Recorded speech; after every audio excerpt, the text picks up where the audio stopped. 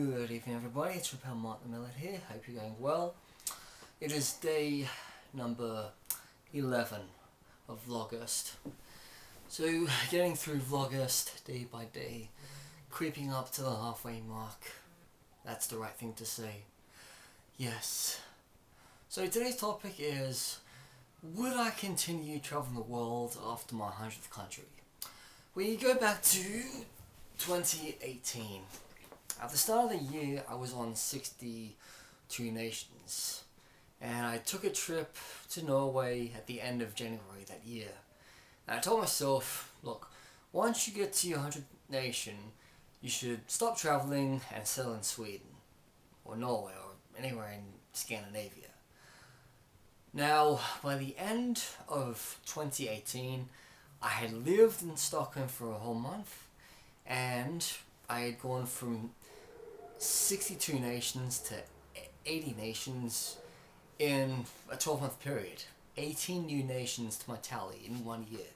And that is like my second best year of travel after what I did in 2016. I've not been able to travel much in the last few years, give or take what happened before the pandemic and then after the pandemic. Like the following year, in 2019, I only went to like Azerbaijan, Cyprus, Lebanon, Guyana, Suriname, and Brazil, so 16 nations. I went to no new nations in 2020, so you know why.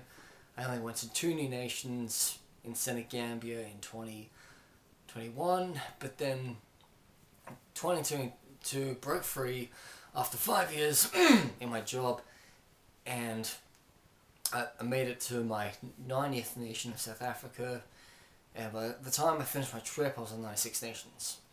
Now, I should have actually been on 100 nations by now, but I've been screwing up in like the last few months, been cancelling travel plans.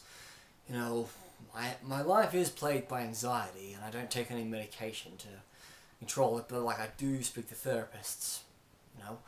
But I tell myself that I'm going to get to my 100th nation, but it's quite hard for me to figure out what it's going to be, because I've been to every country in Europe. The only countries near England that I've never been to would have to be, well, Algeria, Libya, Tunisia, Egypt, Israel/Palestine, and Syria. Yeah. So I've never really been interested in wanting to go to Algeria because of the visa process. I wanted to go to Tunisia last year, but that didn't happen because of work screw up. But like, I'm getting into this process that I'm going to go to Central Asia in the next few weeks. Like, I could rack up about 2 or 3 new nations, make a stop off in Dubai and get to Oman, and then, you know, I should be on 100 nations. But the truth is, will I continue traveling after 100 nations? And I'm like, yes. I'm not going to stop traveling as long as I'm healthy, as long as I'm well, as long as I'm working in London. I know I may move out of London for the next 12 months, give or take. I could move to a different country, I could move to Ireland. I could, you know, spend a whole year living and working in London, not leaving my own country, and then I'd be like, God damn, it's been too long since the last trip, let's get the hell out of here. And, you know, I'll go on like one big trip that'll take a month away from the UK, and, you know, I'll go to a ton of nations. I mean, it's been my goal for many years, you know, to drive from Morocco all the way to Ghana. Even though there's so many complicated visas, I thought, yeah, I can do it. The roads are quite tough, you know, once you leave Senegal and try to go to Guinea-Bissau, Guinea-Conakry. But in my opinion, it's not really a pipe dream. It can be done. You just need time and patience, and of course, and money, and for myself, my medical conditions, lots and lots of medicines and all. Yes. So, yeah, I am still going to continue after we get to my 100 countries. Like, I do follow this woman who's kind of inspired me in the last couple of years, and she's been to 165 nations. But like, it's going to take me a lot of time to get up to that tally. But I mean, she was lucky because she did all of her travels for work. and I've never ever been able to travel for work in my entire life. I've never ever made any income off the internet. When I had a website for 6 years over on Metalhead.com, I only ever made $140 off it.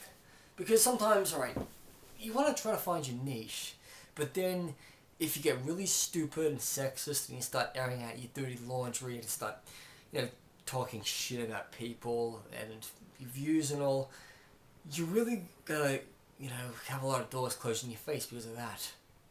I mean, I've had a lot of doors closed in my face in the United Kingdom, all because I wasn't born here. So, it's always been like a spat on people about, oh, I didn't get hired for this job even though I've got like 10 years experience in this industry. Oh, they don't want to hire me because I wasn't born here. Oh, they ask me stupid questions about why did I move here from Australia. Oh, these Indian people were so rude to me at this job interview and even asked me personal shit about my life. It's like, I don't want that to plague me for the rest of my life because, something I said earlier this year could screw me over, but I have to, take a razor out, rub out a few bad things I've done in the past, and balls my uncle. Anyway, Martin Metalhead, over and out.